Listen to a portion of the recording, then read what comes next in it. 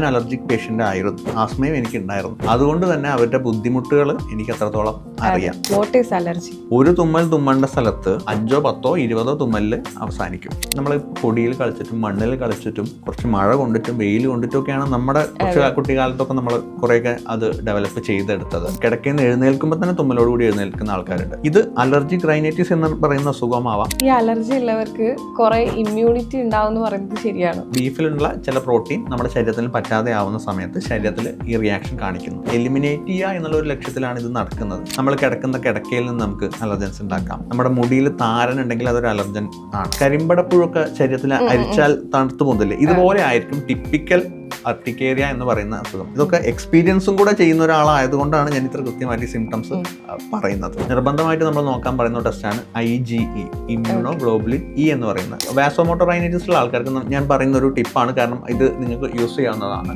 Anaphylaxis എന്ന് പറയുന്ന ഒരു കണ്ടീഷൻ വരും. നമുക്ക് തൊണ്ടയൊക്കെ അടഞ്ഞു പോകും, ശ്വാസം എടുക്കാൻ പറ്റാത്ത ഒരു എമർജൻസി കണ്ടീഷനാണ്. ഇപ്പം എന്ത് അലർജി ആണെങ്കിലും ട്രീറ്റ് ചെയ്യാനാണെങ്കിലും ഒക്കെ കുട്ടിക്കാലത്താണ് കുറച്ചും കൂടെ ഈസി. കൃത്യമായി ചികിത്സ എടുത്താൽ നമുക്ക് പല കേസുകളും മുഴുവനായിട്ട് മാറ്റാനും സാധിക്കുന്നതാണ്.